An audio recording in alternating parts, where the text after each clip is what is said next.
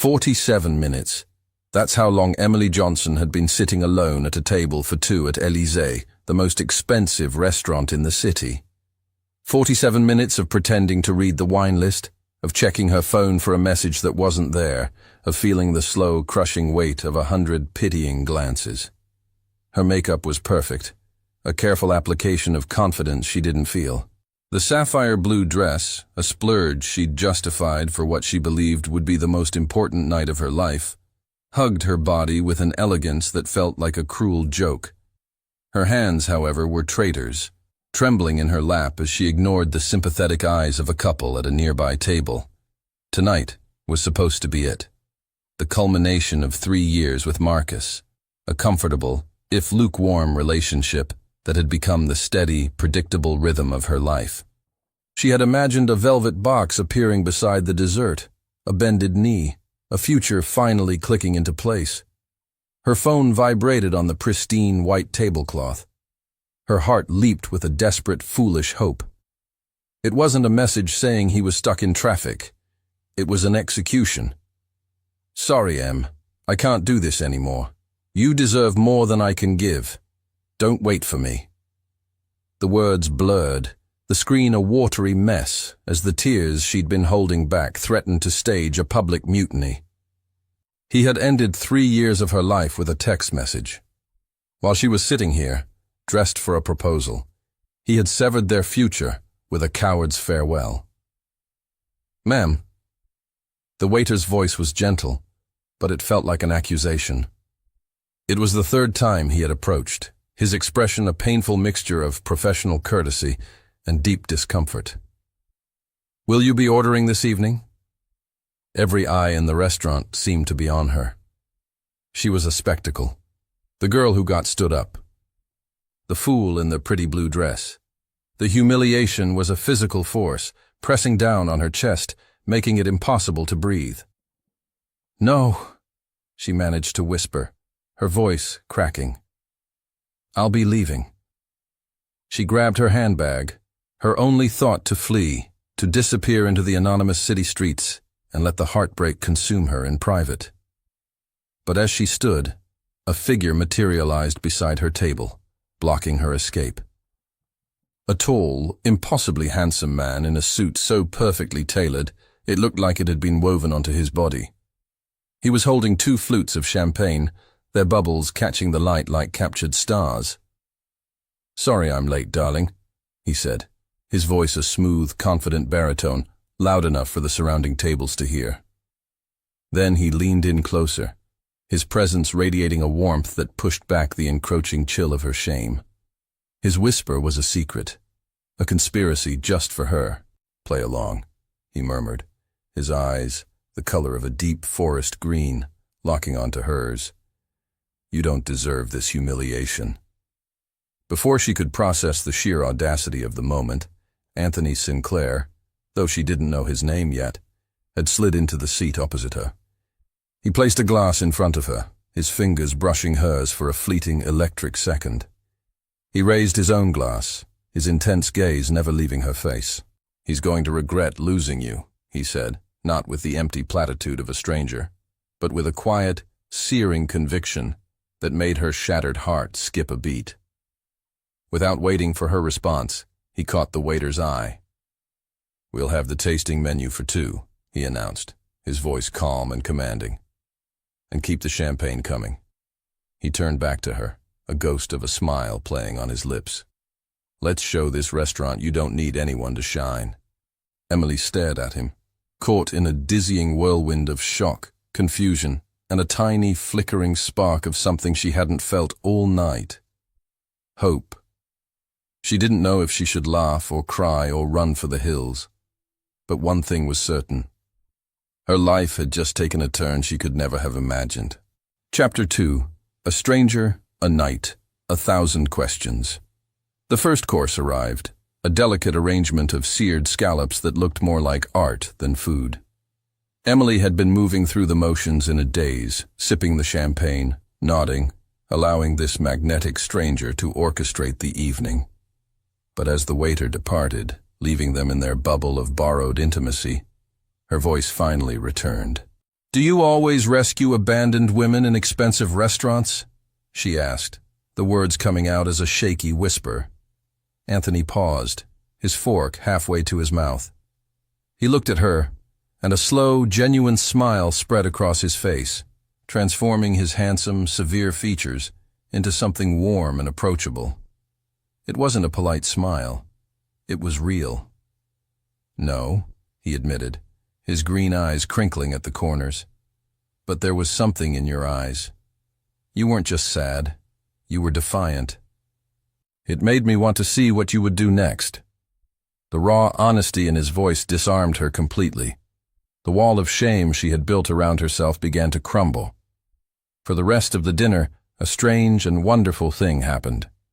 They talked. It flowed with the ease of old friends catching up after years apart. Anthony, she noticed, was a master of conversation. He revealed almost nothing about himself. When she asked what he did, he gave a vague, dismissive answer. I'm in the business of building things. But he was an expert at drawing her out. He asked about the classic novel she was teaching, about the funny thing a student had said that week, about her long-held secret dream of writing a children's book. He listened with an intensity that was both unnerving and deeply flattering. There was no phone on the table, no distracted glances around the room. When she spoke, his focus was absolute, making her feel as if her small, ordinary life was the most fascinating story he had ever heard. For the first time in 3 years, she felt truly, completely seen. The chemistry between them was a low, electric hum, a palpable current that charged the air. When the ridiculously expensive bill arrived, Emily's sense of reality returned. We have to split this, she insisted, already calculating the damage to her teacher's salary. Anthony simply waved a hand, a gesture of effortless dismissal. Tonight is on me, he said, his tone leaving no room for argument. Outside, the cool night air felt like a splash of cold water. A sleek black limousine was waiting at the curb, its engine purring silently. A uniformed driver stepped out, opening the rear door. Good evening, Mr. Sinclair, the driver said respectfully. Sinclair. The name echoed in Emily's mind. As Anthony was speaking quietly with the driver, she pulled out her phone, her fingers flying across the screen in a sudden, desperate need for answers. The search results loaded, and the screen's glow illuminated her face as it turned deathly pale. Anthony Sinclair wasn't just in the business of building things. He was the billionaire CEO of Sinclair Enterprises, a global corporation whose logo was on half the buildings in the city. He wasn't just rich, he was a titan. A man who had been trending on financial news sites last week for closing a $2 billion acquisition. He turned back to her, his smile fading as he saw the look on her face. The shift in her expression was unmistakable. You found out, he stated, his voice calm, but a flicker of something. Disappointment, resignation, crossed his features. He took a step closer. So what now? Are you going to run away because I have money? Emily was speechless, her mind reeling. She felt intimidated, out of her depth, like a guppy that had accidentally swum into a shark tank. Before she could stammer a reply, he extended his hand, his palm open in a gesture of invitation. Don't let the night end like this, he said, his voice dropping to a low, persuasive murmur. Come with me. Just for 1 more hour. If you hate it, I promise you'll never hear from me again. Emily stared at his outstretched hand, then up at his intense, searching eyes. Every rational thought in her head was screaming at her to run, to go home, to retreat to the safety of her predictable life. But her heart, still bruised but now beating with a wild, unfamiliar rhythm, was telling her to take the risk. She looked at his hand, knowing that this single choice could change everything. The elevator ascended in unnerving silence, a smooth, swift climb that felt like a departure from the known world. When the doors opened directly into his penthouse, Emily stepped out into a space that was less an apartment and more a kingdom in the sky. 40 stories above the city, walls of glass revealed a breathtaking, glittering panorama of lights that seemed to stretch into infinity. She clutched a wine glass, poured from a bottle she was sure cost more than her monthly rent, and walked on to the sprawling terrace. The wind was cool against her heated skin, a whisper of reality in this impossible dream. What am I doing here? The thought was a frantic, repeating drumbeat in her mind. This was a world of power and wealth she couldn't comprehend, and she was a literature teacher whose biggest recent excitement had been a first-edition copy of Jane Eyre. Anthony stood beside her, yet he maintained a respectful distance, as if sensing her need for space. He wasn't looking at the view. He was looking at her. And in the soft glow of the city lights, she saw it for the first time, a profound, aching loneliness in his eyes, a solitude that mirrored the hollow space in her own chest. "It's a great view," he said, his voice a low murmur beside her. "But it gets quiet up here." The admission hung in the air, a quiet confession. Spurred by a strange, newfound courage, Emily turned to him. "Is this what you do? Bring women you rescue to your giant, empty apartment?" He flinched, just slightly, but the hurt in his eyes was real. "No," he said, his voice raw. "I don't bring anyone here." He took a breath, the carefully composed mask of the CEO slipping away to reveal the man beneath. "I built this empire from nothing after my parents died. It was all I had. But the bigger it got, the more people saw me as a commodity." A solution, a stepping stone. He let out a dry, humorless laugh. You looked at me tonight, even after you knew who I was, and I could see the question in your eyes. Not, what can he do for me, but, who is he? He shook his head, looking out at the city. "You're the first person in years who didn't look at me and see dollar signs." His vulnerability was a key, unlocking her own. Touched by his honesty, she found herself sharing her own pain. The quiet erosion of her self-worth with Marcus, the feeling of being perpetually overlooked, of her dreams being treated as quaint, childish hobbies. They weren't a billionaire and a teacher anymore. They were just two lonely souls, sharing their scars under a blanket of stars. The space between them dwindled, the air growing thick and heavy with unspoken desire. He lifted a hand, his fingers gently tucking a stray strand of hair behind her ear. His touch was feather-light, but it sent a shiver down her spine. The moment was perfect, the tension unbearable. He began to lean in, his eyes fixed on her lips. This was it. And then, a shrill, demanding ringtone shattered the spell. Anthony's entire body tensed. He pulled back, a look of pure, unadulterated frustration flashing across his face. He glanced at the screen, and the CEO mask slammed back into place. "I have to take this," he said, his voice tight. Emily watched as he turned away, his tone shifting to one of sharp, clipped command. The magical, intimate bubble had burst. She felt a familiar pang of disappointment. "I should go," she said softly when he hung up. "No, wait," he started, but she was already moving toward the door, the spell broken. "It's okay," she said, forcing a smile. "Reality calls, for both of us. I need to process all of this." He looked panicked, a desperate edge to his eyes that she hadn't seen before, as if he feared she would dematerialize the second she walked out the door. He followed her to the elevator, his hand hovering near her arm, not quite touching. "Let my driver take you," he offered. "No, thank you," she insisted gently. "I think I need the subway ride. I need to feel the ground again." He understood. At the door, as the elevator arrived with a soft chime, he reached out and his fingers curled gently around her wrist. His touch was warm, a silent plea. "Can I see you again?" he asked, his voice urgent. "Tomorrow?" Her mind screamed, no. It was too much, too fast, too different. But her heart, that foolish, traitorous organ, betrayed her.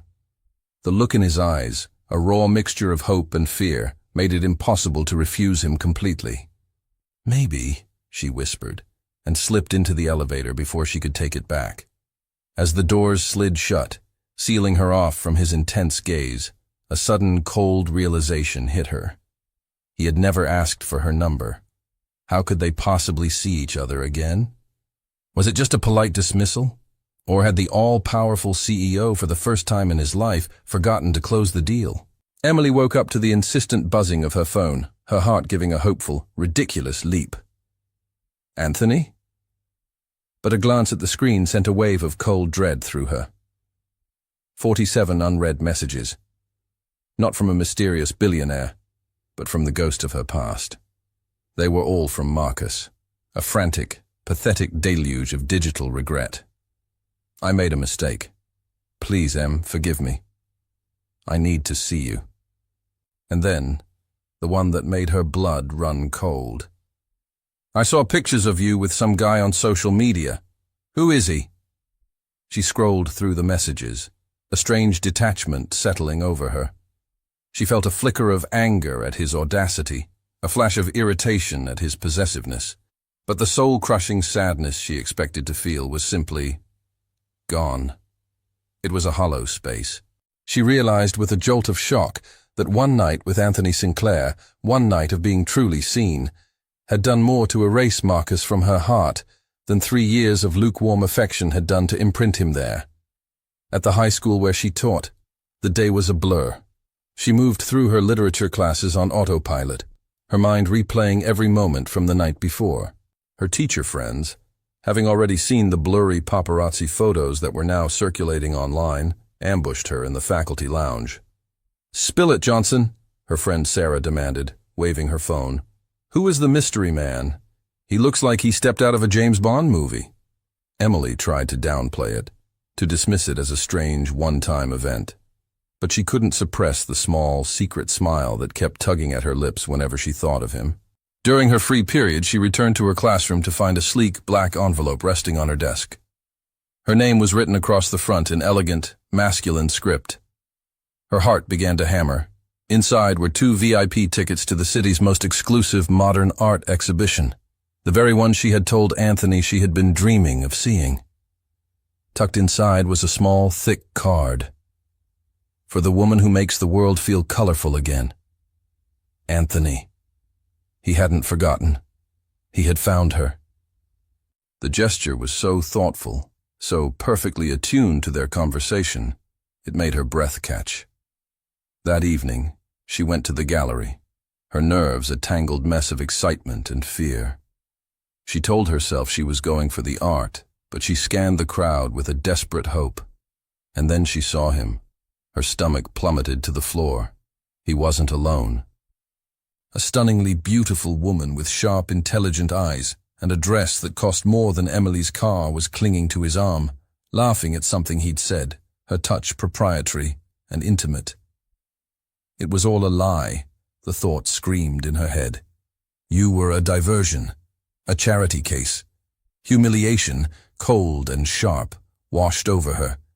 She was about to turn and flee, to disappear before he could see her, but it was too late. His eyes met hers across the crowded room. The genuine, unadulterated joy that lit up his face was unmistakable. It was real.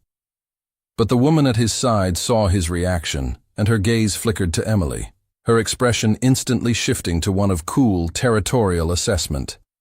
Anthony immediately excused himself from the woman, Emily heard him call her Victoria, and strode toward her, his path direct and purposeful.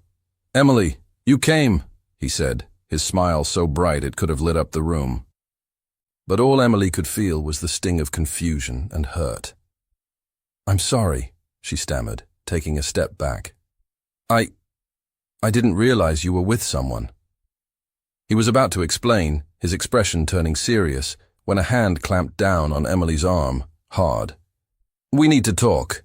Now." Marcus. He stood there, his face a mask of righteous anger, his grip like a manacle on her arm. The shift in Anthony was instantaneous and terrifying. The charming, smiling man vanished, replaced by something cold and dangerous. He took a protective step forward, placing himself between Emily and her ex, his eyes darkening to a shade of green as stormy as the sea. "She's not going anywhere with you." "Take your hands off her." Anthony's voice was low, a quiet, dangerous command that held more menace than a shout ever could. The air in the polished art gallery crackled with tension. Marcus, though clearly intimidated by the sheer force of Anthony's presence, held his ground, his grip on Emily's arm tightening. "Who do you think you are?" Marcus snarled, his face flushed with a mixture of anger and wounded pride. "I've known her for 3 years!" Anthony took another deliberate step forward, his shadow falling over them both. "And in one night," he countered, his voice dropping to a chilling whisper, "I've learned what you failed to see in 3 years." A small crowd had begun to form, their whispers a low hum of intrigued gossip. This was a scene far more interesting than any painting on the walls. Emily felt a surge of a familiar, suffocating humiliation.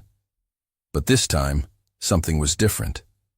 It was mixed with a hot, clarifying anger. She wrenched her arm from Marcus's grasp. The sudden, forceful movement surprised both men. She turned to face Marcus, her eyes, once full of tears for him, now blazing with a fire he had never seen. "You're right. You've known me for 3 years," she said, her voice shaking but clear, commanding the space around her. 3 years of you canceling plans for your friends. 3 years of you calling my passion for literature cute. 3 years of you making me feel like my dreams were small and my feelings were an inconvenience. She took a breath, the words pouring out, each one a stone she was finally unburdening from her heart. "You didn't leave me at that restaurant, Marcus. You set me free." He stood there, stunned into silence, his justifications dying on his lips. Without another glance at him, Emily turned and walked toward the exit, her back straight, her head held high. Anthony followed a half-step behind, a silent, formidable guard. He left Marcus standing alone in the middle of the gallery, a relic of a past she had just publicly disowned. He didn't even spare a glance for Victoria, who had watched the entire exchange with a cool, calculating interest. Outside, the city air was a balm on Emily's heated skin. She was trembling, not from fear, but from the sheer, liberating power of finally speaking her truth. "Are you all right?" Anthony asked, his voice gentle again, the dangerous edge completely gone. "I am," she said, a shaky laugh escaping her lips. "I think I'm better than all right." He stopped her on the sidewalk, his expression serious. "About Victoria," he began quickly, as if desperate to clear the air. "She's my vice president of operations. It was a business event, but—" He hesitated, then plunged forward with raw honesty. "She has made it clear she wants more. I do not." Emily let out a nervous laugh, feeling the absurdity of the situation. "Why are you explaining this to me? We barely know each other." He stepped closer, taking both of her hands in his. His touch was warm, grounding. "Because you're worth explaining it to," he said simply, his gaze intense and unwavering. "Because I don't want you to think for 1 second that last night wasn't real." The sincerity in his eyes was a tidal wave, washing away the last of her doubts. He wanted to see her again. He wanted this to be real. "Okay," she said, a real smile finally reaching her eyes. "Then let's go on a date. A real one." A brilliant smile broke across his face. "Name the time and place. Élysée is already booked for you for the next month." She laughed, shaking her head. "No, no more limousines, no 5-star restaurants, no grand gestures." She squeezed his hands, her condition clear. "I want to get to know you, Anthony, not your money." He looked at her, and for the first time, she saw pure, unadulterated vulnerability in the billionaire's eyes, a flicker of something close to fear. "I'm not sure I know how to do that," he confessed, his voice barely a whisper. "It's been a long time." Emily's heart melted. She tightened her grip on his hands, a silent promise. "Then," she said softly, "we'll figure it out together." As they finally parted ways for the night, a new, hopeful chapter beginning, neither of them noticed the sleek black car parked down the street. Inside, Victoria watched them, her phone to her ear, a chillingly calm smile playing on her lips that didn't reach her eyes. "He's more invested than I thought," she murmured to the person on the other end. "We may need to accelerate the timeline." When Anthony arrived at her apartment door on Saturday afternoon, Emily almost didn't recognize him. The impeccably tailored suits were gone, replaced by a simple dark gray t-shirt that clung to his athletic frame and a pair of well-worn jeans. His hair was slightly tousled by the wind, and he was driving himself in a sleek but understated sports car, not a limousine in sight. He looked younger, more relaxed, and impossibly handsome. "Your order, ma'am," he said, a nervous, boyish grin on his face that completely melted her heart. One normal date. And it was. Normal, yet extraordinary. They spent the day doing things so mundane they felt magical. They wandered through a bustling street fair, a kaleidoscope of sounds and smells. Anthony, who was used to curated Michelin-starred meals, looked utterly fascinated as he ate a messy hot dog from a food truck, getting mustard on his chin, which Emily had to wipe away with a laugh. Their next stop was a sprawling second-hand bookstore, Emily's personal heaven. She lost herself among the towering shelves, the scent of old paper and ink like a familiar perfume. Anthony didn't rush her. He followed patiently, watching her with a quiet, intense fascination as she ran her fingers over worn spines and read passages aloud in a hushed, reverent whisper. He watched her come alive. When she turned around from a shelf of classic poetry, she found him at the counter, paying for a tall stack of books. They were all the ones she had lingered over, the ones she had picked up and reluctantly put back down. "Anthony, no!" she protested, rushing over. "That's too much." "That's not a normal date." "It is a normal date," he argued, a playful glint in his eye as he took the bags from the clerk. "Boyfriends buy their girlfriends presents." The words hung in the air, casual and yet monumental. Boyfriends, girlfriends. Emily froze, her heart doing a wild somersault in her chest. Anthony realized what he'd said at the same moment she did. A dark flush crept up his neck. I'm sorry," he stammered, the smooth, confident CEO completely vanishing, replaced by a flustered man. "I presumed too much. I just meant—" She silenced him with a kiss. It wasn't a desperate, world-altering kiss like the ones before. It was sweet and quick and perfect. It was a confirmation, an answer. When she pulled back, his eyes were wide with surprise and delight. That evening, he let her choose the restaurant. It was a tiny, family-run Italian place in her neighborhood, with checkered tablecloths and candles stuck in old wine bottles.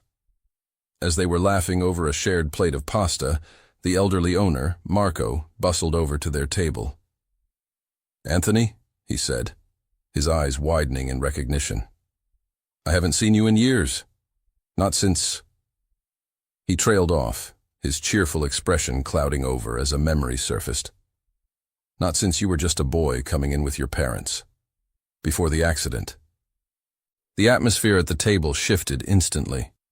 The easy warmth evaporated, replaced by a sudden heavy tension. Anthony's posture stiffened, the light in his eyes dimming. Marco, sensing the profound discomfort, mumbled an apology and retreated to the kitchen. Emily waited, her hand resting near his on the table. She didn't push.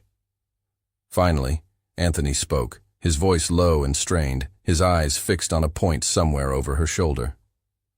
"My parents died in a factory fire when I was 20, he said, the words stark and clinical. A fire that could have been prevented. The company they worked for cut corners on safety protocols to save a few $1,000s. He finally looked at her, and the pain in his eyes was a raw, open wound. I built my empire to be the opposite of that. I built it on the principle that people, employees, customers, always come first. I wanted to build something that would have saved them." "That's why you work so hard," Emily whispered, a wave of understanding washing over her. It wasn't about the money. It was never about the money. "It's not an obsession, it's a mission." He looked visibly moved, as if she had just named a part of his soul he kept hidden from the world. He had never told anyone that. But before the profound intimacy of the moment could settle, Emily's phone buzzed violently on the table. It was her mother, her voice a frantic, hysterical torrent. "Emily, thank God. It's Marcus. He just left here. He was saying the most awful things, that you're being manipulated by some rich predator, that the family needs to intervene." Her mother was sobbing now. "He showed me these horrible tabloid articles about you and this Anthony Sinclair. They say he has a terrible reputation with women, that he leaves a trail of broken hearts. Emily, what have you gotten yourself into?" Emily looked up from the phone, her face pale. Anthony, who had clearly overheard every word, sat frozen, the raw vulnerability from moments ago replaced by a look of haunted, familiar pain. What didn't she know? The cheerful, warm atmosphere of the small Italian restaurant had vanished, replaced by a cold, suffocating silence. Emily's mother's panicked words still echoed in the air, a toxic cloud hanging over their table. Emily slowly lowered the phone, her hand trembling. "Is it true?" she asked, her voice barely a whisper. She wasn't looking at him with accusation, but with a desperate, pleading hope for him to deny it. Anthony looked as though he'd been struck. The profound, intimate connection they had just shared was shattered, and the haunted, guarded look was back in his eyes. He didn't flinch or look away, and that more than anything told Emily this was a real, painful part of his history. "What exactly did the tabloids say?" he asked, his voice strained, bracing himself. He paid the bill with a quiet efficiency, and the ride to her apartment was thick with an agonizing tension. Inside her small, cozy living room, which suddenly felt inadequate and fragile, he didn't make excuses. He pulled out his phone, his fingers moving with a grim resignation, and showed her. He typed his own name into the search bar. The results were a garish, sensationalized history of his life post-fortune. There were photos of him with a revolving door of beautiful, famous women. Headlines screamed about his latest conquest, his playboy lifestyle, and the string of broken hearts left in the wake of the billionaire bachelor. "After I made my first billion, the media created a character for me," he explained, his voice flat, weary from a fight he'd clearly been waging for years. "Every business meeting with a woman became a secret rendezvous. Every charity dinner I attended with a female colleague became a budding romance. It was a narrative. It sold papers." He looked up from the screen, his eyes pleading with her to understand. "The truth? In the last 5 years, I've had 2 serious relationships. They both ended for the same reason." He let out a bitter, humorless laugh. "They fell in love with Anthony Sinclair, the man on the cover of these magazines. They wanted the lifestyle, the power, the public figure. They couldn't handle the actual man who works too much and carries too much baggage." She listened, her heart aching for him. She saw the truth in the exhaustion etched on his face. He wasn't a predator. He was prey, hunted by a public persona he couldn't escape. She believed him. She felt it in her gut. "I need some time," she said softly, not as a rejection, but as a genuine need to process, to separate the man in front of her from the myth. "I need to talk to my family." He nodded, though a look of barely concealed panic crossed his face. He had been here before. He knew this was the part where they pulled away. "Don't let them, or this." He gestured to the phone. "Decide what you feel for me, Emily. Please." He left, and the silence in her apartment was deafening. That night, alone in her bed, her phone rang from an unknown number. Hesitantly, she answered. "Emily? It's Victoria." The voice was smooth, polished, and dripping with false concern.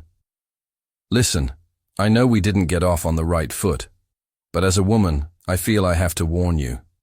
Anthony is a wonderful man, but he's a workaholic. He's married to his company. He'll promise you the world, but he'll never truly be there. We've all been down that road. Don't be another casualty." Emily hung up, a cold knot of doubt tightening in her stomach. Victoria's words were poison, cleverly designed to prey on the very fears Anthony had just confessed. For 3 days, she kept her distance. She needed to think. Anthony, true to his word, didn't pressure her. He sent a single text each morning. Thinking of you. I'm here when you're ready. It was respectful, patient, and it made her love him even more. On the third day, she was finally ready to call him, to tell him she was choosing him, not the ghosts of his past. But as she picked up her phone, a news alert flashed across the screen. Victoria Sterling promoted to COO of Sinclair Enterprises in surprise move. The article was accompanied by a photo from the press conference.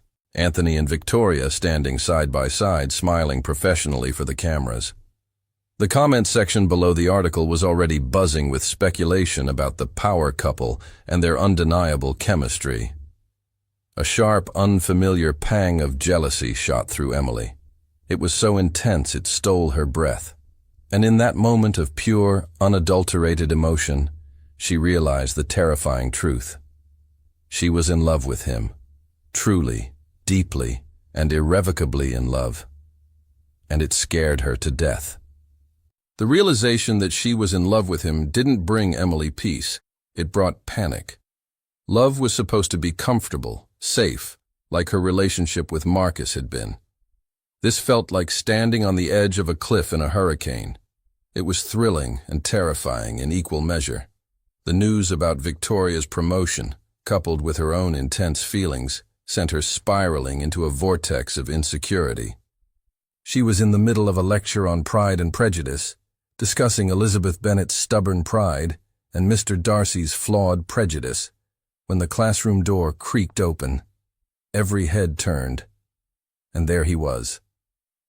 Anthony Sinclair stood in the doorway of her high school classroom, looking as out of place as a lion in a petting zoo. He was holding a ridiculously large bouquet of sunflowers, their bright, cheerful faces a stark contrast to the nervous, determined expression on his. He looked only at her, his gaze cutting through the sea of 30 curious teenage faces. "I'm sorry to interrupt," he said, his voice usually so commanding, now laced with a vulnerability that was utterly captivating.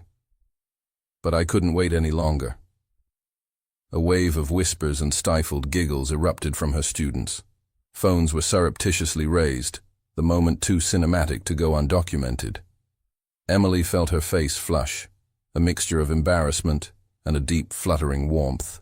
He walked toward her, his eyes never leaving hers, stopping just before her desk. He was laying himself bare, in the most public and uncomfortable way he could imagine, and he was doing it for her. "You asked me to be real," he began, his voice low and earnest, meant only for her, but overheard by everyone. "So here is the honest truth. I am terrible at this. I work too much. I have more baggage than an airport carousel. And I am scared to death of feeling the way I feel about you." He took a deep, shaky breath. "But you make me want to be better. You make me feel like I can just be me, not the man on a magazine cover. And I am not going to lose that. I am not going to lose you." Tears pricked at Emily's eyes. This wasn't a performance. This was a confession, delivered in the fluorescent-lit reality of her world. It was everything she needed to hear. "You have to talk to him after class, Ms. J," one of her bolder students whispered loudly. Emily let out a watery laugh, accepting the vibrant bouquet. "We need to talk," she agreed, looking at Anthony. "For real this time." After the final bell rang and her students had dispersed, buzzing with the gossip of the year, they went to a small, quiet cafe down the street. She finally voiced the fear that had been plaguing her. "Our worlds are so different, Anthony," she said, tracing the rim of her coffee cup. "You're a billionaire who runs an empire. I'm a teacher who gets excited about finding a $20 bill in an old coat. What if I'm not enough for your world?" He reached across the table, his large, warm hands covering hers completely. "What if my world isn't enough for you?" he countered, his sincerity breathtaking. "You have a passion for what you do. You have purpose. You make a difference. Before you, my world was just boardrooms and balance sheets. You make me want to read poetry and eat messy food from a truck. You make me want to live, not just acquire. His honesty, so raw and real, dismantled the last of her defenses. The walls she had so carefully constructed around her heart came tumbling down. They agreed, in the quiet intimacy of the neighborhood cafe, to try. For real. No more doubts. No more holding back. They left the cafe hand in hand, an official, undisputed couple, the future stretching before them, bright and full of promise. As they stepped onto the sidewalk, they nearly collided with Marcus. He was with another woman, a girl who looked startlingly like a younger, less confident version of Emily. Marcus froze, a flicker of embarrassment crossing his face before he masked it with a forced indifference. "Well," he said, his eyes darting from their joined hands to Anthony's face. "Looks like we've both moved on." But his eyes, when they met Emily's, betrayed him. They held a universe of regret. He was seeing for the first time how Anthony looked at her, with a reverence and adoration that he had never been capable of. Anthony, mature and secure, simply gave a curt nod and began to guide Emily away. But that night, as Emily was getting ready for bed, her heart full of a hopeful, soaring joy, an email with no sender appeared in her inbox. The subject line was a single chilling word: proof. Inside were several photos, clearly taken with a long-lens camera. They showed Anthony and Victoria at a hotel bar, laughing intimately. Another showed them entering an elevator together, late at night. They could be innocent, but they were framed to look like anything but. Below the photos was a single line of text: "He will never change. Save yourself while you still can." The digital glow of the phone screen was a toxic presence in the darkness of Emily's bedroom. It was 2 a.m. Beside her, Anthony slept, his breathing deep and even. It was the first time they had spent the entire night together, an act of quiet intimacy that had felt like a profound step forward. But now, that peace was shattered. She stared at the anonymous email, her heart a cold, heavy stone in her chest. The photos were expertly framed to tell a story of betrayal. Anthony and Victoria, heads close together at a dimly lit hotel bar, their laughter looking conspiratorial. Anthony and Victoria, stepping into an elevator alone, late at night. Logically, she knew they could be innocent moments ripped from their business context. But the seed of doubt, so maliciously planted by Victoria and her own father, was a stubborn, thorny weed. Her insecurities whispered that she was a fool to believe she could hold a man like him. Her thumb trembled as she swiped to the next photo. In her distress, her grip slipped, and the phone clattered from her hand onto the nightstand. The sound, sharp and loud in the silent room, was enough. Anthony stirred, his brow furrowing in his sleep before his eyes slowly opened. "Em," he mumbled, his voice thick with sleep. "Everything okay?" He blinked, adjusting to the dim light, and saw her face, illuminated by the phone's harsh glare. He saw the tears welling in her eyes, the look of profound hurt and confusion. He sat up immediately, all traces of sleep vanishing. "What is it? What's wrong?" he asked, his voice laced with concern. Wordlessly, she handed him the phone. He took it, his eyes scanning the screen. His reaction was instantaneous and visceral. A muscle in his jaw clenched. The concern on his face hardened into a cold, quiet fury. An anger she quickly realized was not directed at her, but at the anonymous sender. "This is a manipulation," he said, his voice low and tight, fully awake now. He began swiping through the photos, his anger growing with each one. He looked at her, his eyes pleading. "This is a lie." He didn't wait for her to ask. He started explaining, his voice sharp with the need to dismantle the poison. "This hotel bar? It was in Las Vegas during a tech conference. The entire executive team was there, just out of frame. This elevator," he pointed to the screen, "goes to the rooftop restaurant where we were having a dinner meeting with investors. And Victoria," he let out a frustrated sigh, She's always been tactile. It's how she operates with everyone. It means nothing. Emily wanted to believe him. Every fiber of her being screamed that the man who had brought her sunflowers in her classroom was telling the truth. But the insidious whisper of doubt remained. Why would someone do this, Anthony? Who hates us this much? His expression darkened. The anger in his eyes was replaced by a look of grim certainty. It's not about hating us, he said, his voice turning cold. It's about separating us, and I have a very good idea who's behind it. The next morning, he didn't just call Victoria. He told Emily he was going to her office and asked her to come with him. No more secrets, he said. You and I, we face this together. Victoria was in the middle of packing her office, her expression a mask of cool indifference when they walked in. I had a feeling I'd be seeing you, she said, not looking at Anthony but at Emily. The emails, Victoria, Anthony said, his voice leaving no room for games. Stop it. She initially denied it, a cool, practiced lie, but under the weight of his unwavering stare, she finally cracked, her composure shattered, replaced by a raw, wounded fury. You're throwing it all away, she exploded, her voice trembling with a passion Emily hadn't expected. Everything we built. For a high school teacher you've known for a few weeks. She doesn't understand our world, our mission. She will make you weak. Our world, Anthony countered, his voice dangerously quiet. No, my world. And Emily is the most important part of it now. The finality in his tone was absolute. Victoria looked at him, her face a mixture of heartbreak and rage. She snatched a letter from her desk and threw it at him. It was her resignation. Fine, she spat. But when he hurts you, and he will, remember that I warned you. She gave Emily one last, pitying look, then stormed out of the office, leaving a trail of broken ambition in her wake. Emily felt a surprising pang of pity for the other woman, but it was quickly overshadowed by a profound sense of relief. The threat was gone. They had faced it together, and they had won. But as they left the gleaming corporate tower, hand in hand, a new, more insidious ghost from the past was about to appear. Emily's phone rang. It was the principal from her school. Emily, her voice was hesitant and concerned.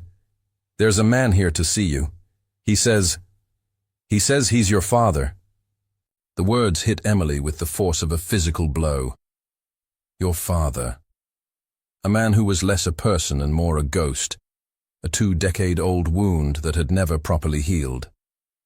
Anthony, who was standing beside her, felt her go rigid, saw the color drain from her face.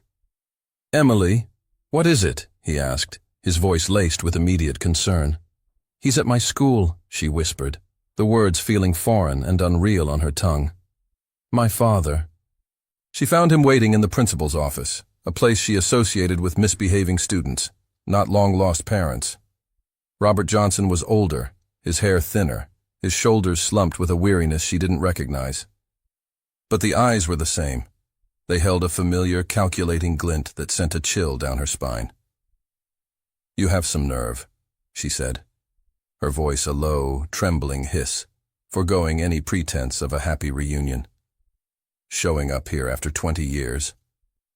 I know I'm in your debt, Emily, he began, his voice raspy, attempting a tone of remorse. Debt? She cut him off, a bitter laugh escaping her lips. You don't have a debt. You have a void. You abandoned me. There isn't a debt large enough to fill that. He tried the emotional playbook she knew was coming. He claimed he'd been sick, that he'd been trying to find himself, that he had thought of her every single day.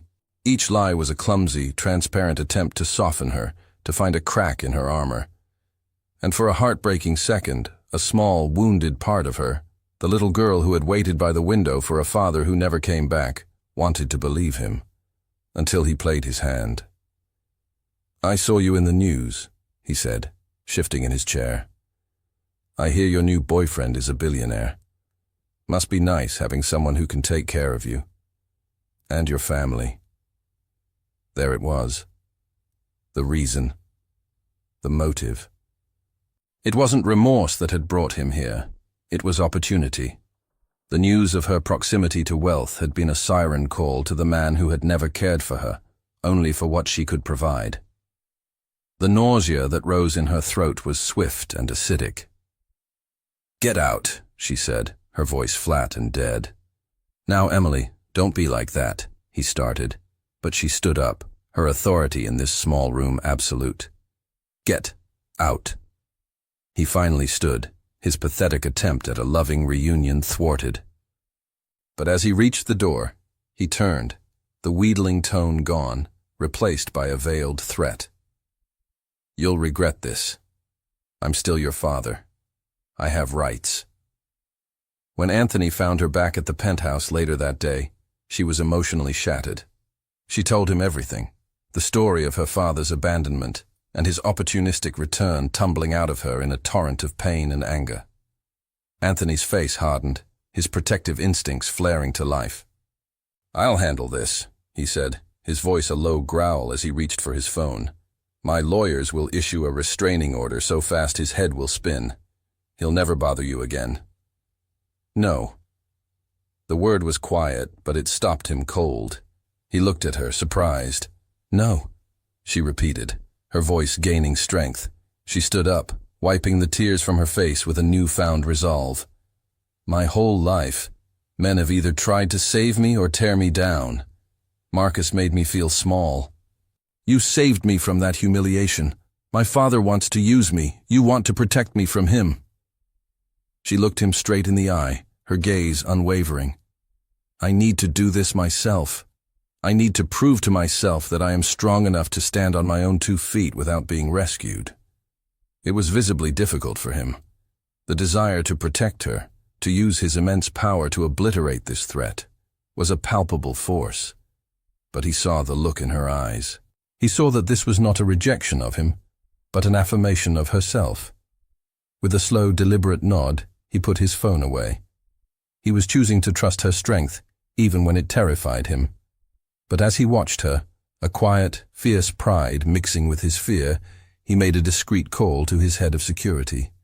He would respect her wishes. He would let her fight her own battle. But he would be damned if he let her fight it unguarded. Robert, however, was not a man to be dismissed so easily. When his direct appeal failed, he went for the jugular. He went to the tabloids. The headline was a masterpiece of malicious fiction. Heartless billionaire Anthony Sinclair brainwashes girlfriend, turns her against ailing father. The story painted Anthony as a manipulative predator, and Emily as a naive, brainwashed gold digger, callously abandoning her dying father for a life of luxury. It was a vicious, calculated lie. As Emily stared at the article online, at the poison her own father was spewing into the world, a devastating thought took root. She wasn't just fighting her own battles anymore. She was dragging Anthony into them.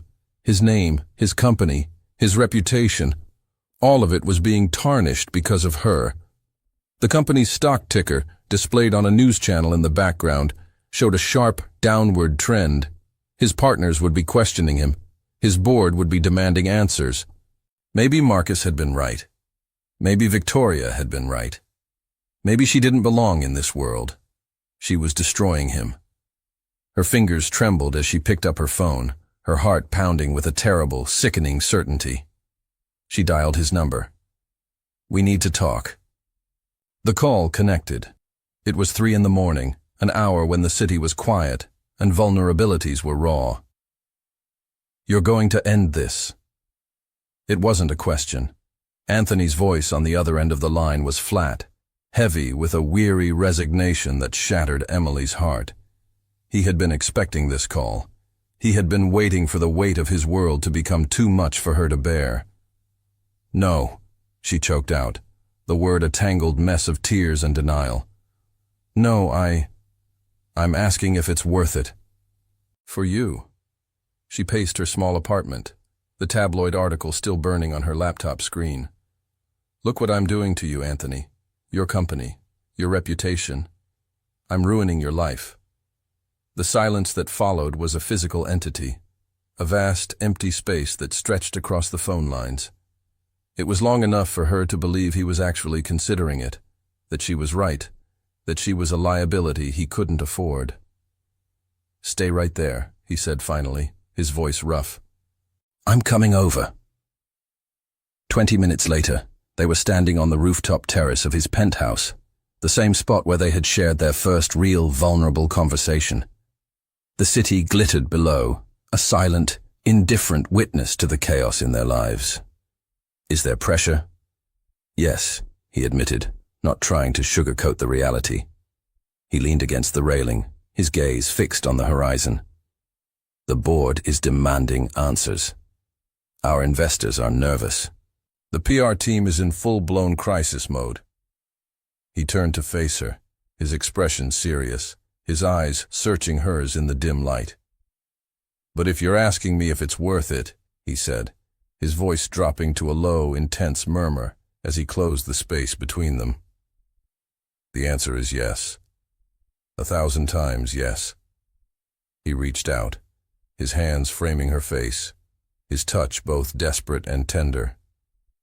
"You are the only real thing in my life, Emily. Everything else is just noise." His words were a lifeline. She collapsed against him, tears of pure, unadulterated relief streaming down her face. He held her, his arms a fortress against the world. They weren't broken. They would fight this. Together. Their decision to fight back was a brave one, but the execution was fraught with peril. Against Anthony's better judgment, he wanted to handle it with a team of ruthless lawyers and PR experts. Emily insisted on telling her own story. "I can't let them define me," she argued. "I won't be a victim in his narrative or a gold digger in theirs." She agreed to a single televised interview with a respected journalist. She sat under the bright, hot studio lights and told her truth. She spoke of the father who abandoned her, of her mother's struggle to raise her alone, of the man who reappeared only when he smelled money. She was poised, honest, and heartbreakingly vulnerable. The interview went viral, but the court of public opinion was a cruel and fickle beast. While many people rallied to her side, a vocal, vicious contingent emerged from the shadowy corners of the internet. They twisted her vulnerability into a calculated performance. They branded her a gold digger, an opportunist, someone who had concocted a sob story to snag a billionaire. The anonymous hate messages began to flood her social media. Then they escalated. Someone found her email address. Someone else found her school's phone number. The digital vitriol began to bleed into her real life, a constant, terrifying barrage of hatred. The breaking point came on a Tuesday afternoon. Anthony, terrified for her safety, had been begging her to stay with him at the penthouse, where his security was absolute. Emily, fiercely protective of her independence, had stubbornly refused. But as she was leaving school, the principal intercepted her, her face pale with alarm. "Emily," she said, her voice trembling. "A package was delivered for you. It was unsettling. We've called the police." The package contained a single dead sunflower, its once bright face now withered and black. That night she packed a bag. The prideful fight for her independence felt foolish in the face of a threat so real and so ugly. She was moving into the penthouse, not as a guest or a girlfriend, but as a refugee seeking sanctuary. Forced into cohabitation under the most extreme pressure imaginable, living in a gilded cage while a storm of public hatred raged outside, their new, fragile love was about to face its most brutal test. They would either forge an unbreakable bond or shatter under the immense, crushing weight of it all. "I can't do this anymore!" The scream ripped through the pristine, silent penthouse, raw and ragged. Emily stood in the middle of the vast living room, her hands clenched into fists at her sides. Anthony had just called, his voice tight with apology, canceling yet another planned dinner. A critical PR meeting, a fire he couldn't delegate, had run late. Again. It wasn't just the dinner. It was the culmination of weeks of being trapped, of her life being shrunk to the four walls of this beautiful, sterile cage. It was the constant, low-grade fear, the feeling of being a prisoner in someone else's war. And his apology, however sincere, was the final spark on a dangerously short fuse. "Victoria was right," she yelled, the words tasting like poison as they left her mouth, but she couldn't stop them. "She was right about you. You're married to your work. You'll promise the world, but you'll never actually be here." The moment the words were out, a wave of instant, sickening regret washed over her. She had used another woman's bitter prediction as a weapon against him. The hurt that flashed across his face when he walked through the door, moments later, was more painful than any shouted retort could have been. "That's not fair, Emily," he said, his voice dangerously quiet as he dropped his briefcase by the door. "Fair?" she shot back, her frustration overriding her regret. "Is any of this fair, Anthony? I'm a prisoner in your home because my father is trying to ruin you. I can't go to work. I can't see my friends. I can't even go for a walk. The only thing I have to look forward to is seeing you, and you are never here." "You think this is easy for me?" he countered, his own control finally snapping. The exhaustion of the past few weeks was etched onto his face. "I have 10,000 employees whose livelihoods depend on the stability of this company, a stability that is being attacked from all sides. I can't just drop everything." "I'm not asking you to drop everything," she cried, tears of pure frustration streaming down her face. "I'm asking for you to choose me, just once. I'm asking to feel like a priority, not another crisis to be managed." They threw words like stones, each one aimed to wound, each one born of the immense pressure that was crushing them both. They weren't fighting about a canceled dinner. They were fighting about their fears, their insecurities, their clashing worlds. Finally, needing to escape the crossfire, Anthony grabbed his keys. "I need some air," he bit out, and walked out, the soft click of the door echoing the sound of something breaking between them. Emily collapsed onto the sofa, alone in the cavernous, silent apartment, the weight of her own words pressing down on her. She was questioning everything. Hours later, the penthouse was still dark. She was curled up on the couch when her phone, which she'd left on the coffee table, lit up with an unexpected call. A number she didn't recognize. On a whim, she answered. "Emily, my name is Eleanor Sinclair."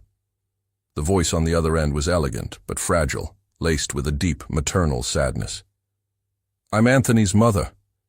Emily sat bolt upright, her mind reeling. Your mother? But Anthony told me. He said you were gone." There was a long, heavy sigh on the other end of the line. "I understand why he would say that. It's easier than the truth." The woman's voice trembled. "When my husband died, I fell apart. I couldn't handle the grief. I couldn't handle watching my son try to hold the world together on his own. So I left. I abandoned him when he needed me most. I am a coward, my dear. But I've been watching from a distance." Her voice grew urgent. "He loves you more than he has loved anyone since he lost his father. Please don't let him destroy himself again. He's drowning in his work because it's the only thing that has never left him. You are the first person in years who has made him want to truly live again. Don't give up on him." When Anthony returned, his face pale and drawn, Emily was waiting. She didn't yell. She just looked at him, her expression soft with a new, painful understanding. "I spoke to your mother," she said quietly. The carefully constructed walls of Anthony Sinclair, the billionaire titan, crumbled into dust. He sank onto the sofa opposite her, burying his face in his hands, as a ragged, soul-deep sob was torn from his chest. He told her everything. The crushing grief, the profound betrayal of being abandoned by his remaining parent, the way he had poured every ounce of his being into his work to numb the unbearable pain. "I'm so afraid of losing you," he finally whispered, his voice broken, tears tracking down his face. It was the first time she had ever seen him cry. I'm so terrified of messing this up that I'm losing you anyway. She moved to sit beside him, to wrap her arms around him, to begin the process of mending what they had broken. But before she could, his phone buzzed violently on the table. It wasn't a text. It was a high-priority emergency alert from his company. His face went ashen as he read it. "Oh my God," he breathed. "There's been an accident, a structural collapse at the main processing plant." He looked at her, his eyes wide with horror. "People are hurt. I have to go. Now." He stood up, the CEO mask snapping back into place out of pure reflex. But his hands were shaking. He was a man on the verge of shattering completely, being pulled back into the one crisis he knew how to manage, leaving the one he didn't, them, behind. And Emily had a choice to make: stay in the safety of the penthouse or walk with him into the heart of the storm. Anthony was already halfway to the door, his mind a frantic whirlwind of emergency protocols and damage control, when he felt a small, firm hand slip into his. He stopped, turning in surprise. Emily stood beside him, her expression calm and resolute. She had her coat on, and her purse slung over her shoulder. "I'm going with you," she said. It wasn't a question or a request. It was a statement of fact. "Emily." "No," he argued, his voice strained. "You don't have to. It's going to be a chaotic scene. It could be dangerous. This is my responsibility." "No," she countered, her grip on his hand tightening, a silent anchor in his storm. "This is what people who love each other do. They show up." Her eyes, clear and unwavering, held his. "So, I'm showing up." For the first time in hours, Anthony felt his lungs fill with air. The frantic panic in his chest eased, just slightly. He wasn't alone in this. He gave her hand a grateful, desperate squeeze and led her to the elevator. The scene at the factory on the outskirts of the city was one of organized chaos. Flashing lights of ambulances and fire trucks cut through the darkness. Dust and the acrid smell of burnt wiring hung heavy in the air. But through the pandemonium, Emily saw a side of Anthony Sinclair the world never saw. He wasn't the detached CEO in a boardroom. He was on the ground, his suit jacket discarded, his sleeves rolled up. He moved with a purpose that was both compassionate and commanding. He knew the names of the foremen, asking for specific updates on their teams. He spoke to the families of the injured, his voice gentle, his eyes filled with a genuine, gut-wrenching empathy. He didn't just promise the best medical care, he arranged it, his phone a direct line to the top specialists in the country. This wasn't PR. This was a man moving heaven and earth for his people. Watching him, Emily felt a profound, overwhelming wave of love. This was the man he had built his company to be, the man who ensured no other family would suffer the way his had. His work wasn't an obsession that pulled him away from her. It was the very core of his being, the mission that made him the man she loved. The initial investigation into the collapse revealed a horrifying truth. It wasn't an accident. Key structural supports had been deliberately tampered with. It was sabotage, a malicious act designed to cripple his company and destroy his reputation.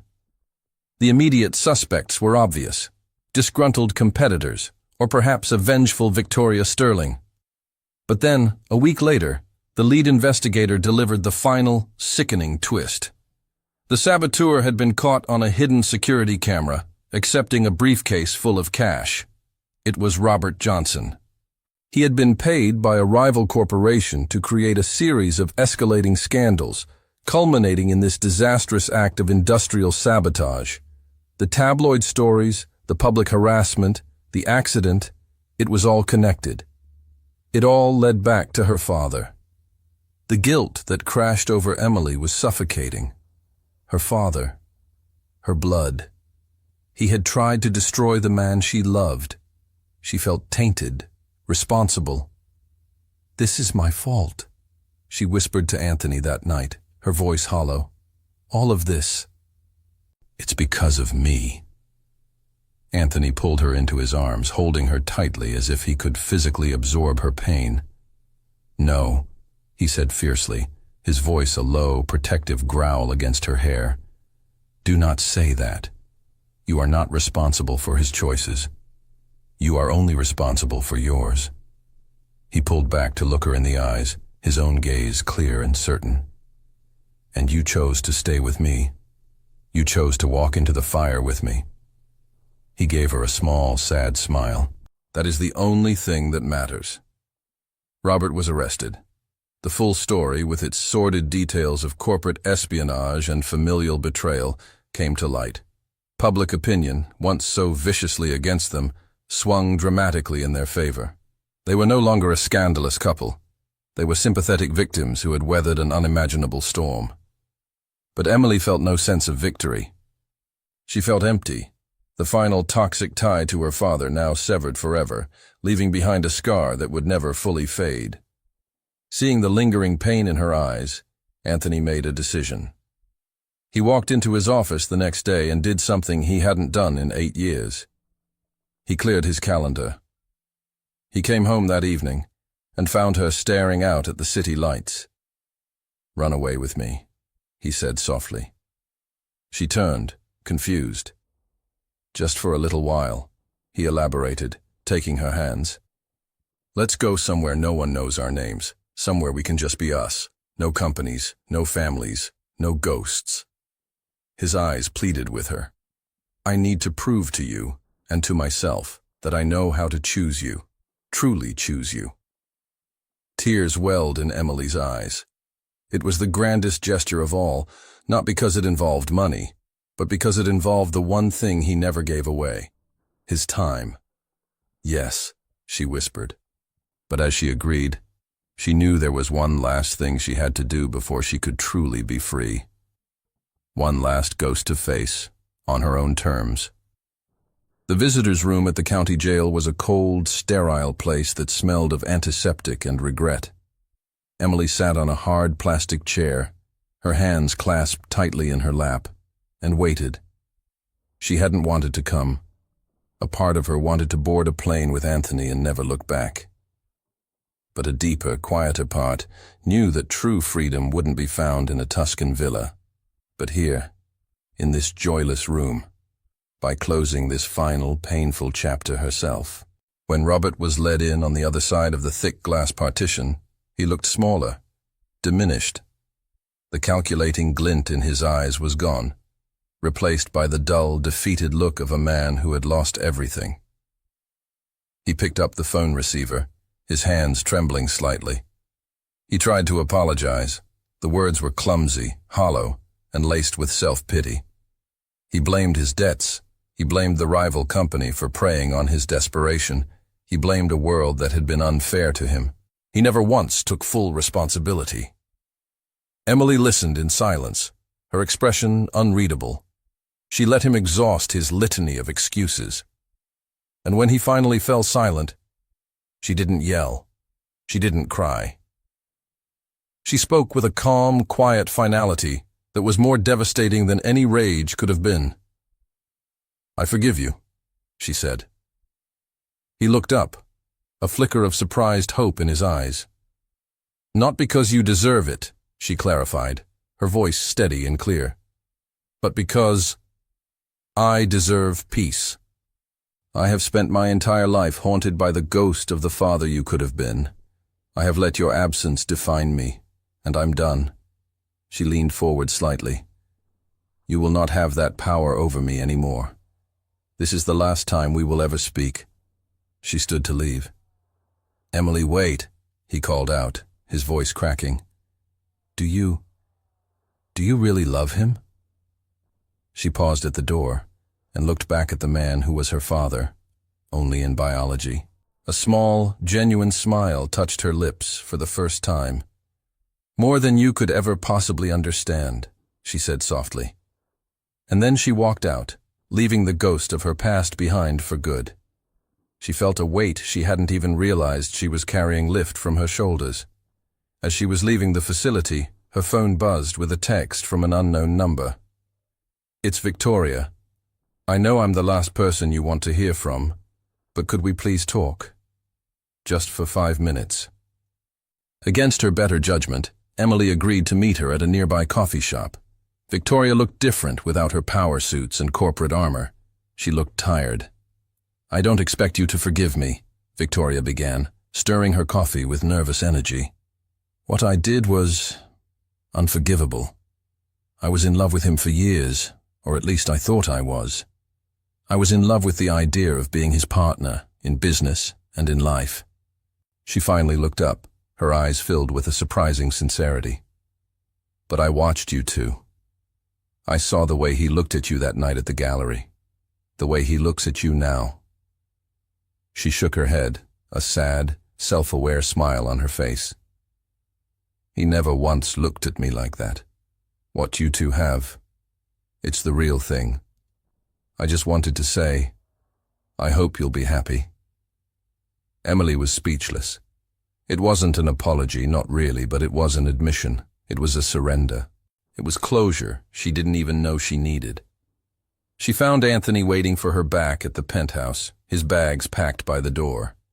She told him about both conversations, about the weightlessness she felt after forgiving her father, about Victoria's unexpected concession. He listened, a look of immense pride on his face. He was in awe of the strong, compassionate woman she had become. The next day, they were at the private airfield, waiting to board the jet that would whisk them away from their chaotic world. The plane was ready, the Tuscan sun was waiting, but Anthony was uncharacteristically nervous, fidgeting with his watch, his knee bouncing. "Are you okay?" Emily asked, taking his hand. "You seem anxious." He looked at her, his green eyes wide with an emotion she couldn't quite place. He gave her a shaky smile. "Perfect," he said, his voice not entirely convincing. "Everything is perfect." But as he looked at the plane, then back at her, she knew this trip was about more than just a vacation. It was the start of their forever, and the thought was as terrifying and wonderful for him as it was for her. Tuscany was a dream painted in gold and green. The air smelled of cypress trees and sun-baked earth. For 2 weeks, they were not Anthony Sinclair, the billionaire CEO, and Emily Johnson, the teacher who had survived a public scandal. They were just Anthony and Emily. They explored ancient, sun-drenched villages where no one knew their names, got lost on winding country roads, and drank cheap, delicious wine with local farmers. He saw the world through her eyes, marveling at the way she found beauty in the smallest details, the intricate pattern of a wrought iron gate, the vibrant color of a wildflower growing in a crack in the stone. She saw a side of him that no one else did, the relaxed, playful man who laughed freely, who wasn't carrying the weight of an empire on his shoulders. Here, in the heart of Italy, they fell in love all over again, a quieter, deeper love, built not on chaos and survival, but on shared joy and peaceful intimacy. On their last night, Anthony took her to a small, family-run trattoria perched on a hill overlooking a valley of sunflowers. They sat at a secluded table on the terrace, the setting sun casting a warm, golden glow over everything. "I could live like this forever," Emily sighed, her head resting contentedly on his shoulder as they shared a bottle of Chianti. "Then let's do that," Anthony replied, his voice soft, but with an undercurrent of seriousness that made her lift her head and look at him. After dinner, he led her by the hand to a scenic overlook at the edge of the village. The Tuscan landscape spread before them like a masterpiece. "I wrote a speech," he began, his voice shaky, a nervous energy radiating from him that was both endearing and completely out of character. He laughed, a short, self-deprecating sound. "I practiced it in the mirror, but now that you're here, all I can think is, my life was black and white before I met you, Emily." He turned to face her, taking both of her hands in his. "You walked into my life and brought color. You brought poetry and messy food trucks and a purpose beyond boardrooms and balance sheets. You showed me what a home feels like. You loved me for the man I was, not the name I carried." With a deep breath that did little to steady him, he slowly got down on one knee. Emily's hand flew to her mouth, a soft gasp escaping her lips as tears instantly flooded her eyes. "I know this was fast," he said, his voice thick with emotion as he looked up at her, his heart in his eyes. I know our path here was chaotic and paved with more drama than a Shakespearean play. But I also know, with a certainty that fills every part of my being, that I want to spend every single day of the rest of my life trying to be the man you deserve. He opened a small, velvet box. Inside, nestled against the dark fabric, was a ring. It was a stunning, vintage-inspired design with a delicate, intricate band, a perfect echo of a design she had once sketched in the margins of a notebook. He had remembered. "Emily Johnson," he said, his voice breaking. "You make me want to be a better man. You make me believe in happiness. Will you marry me?"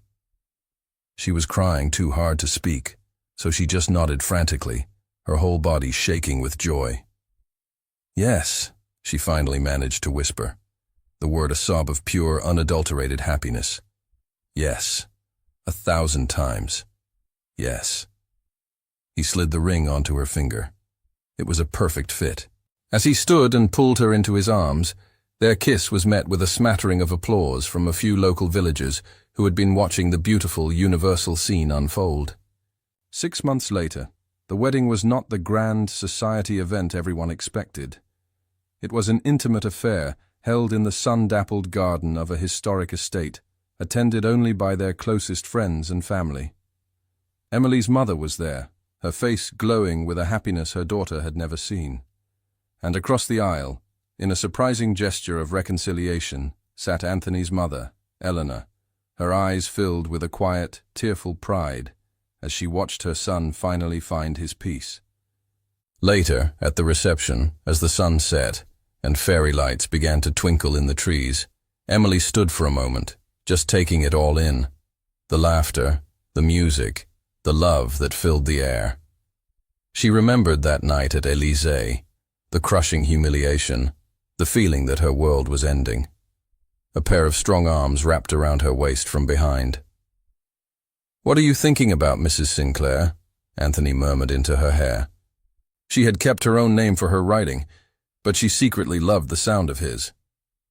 She laughed and turned in his arms to face him, her heart so full she thought it might burst.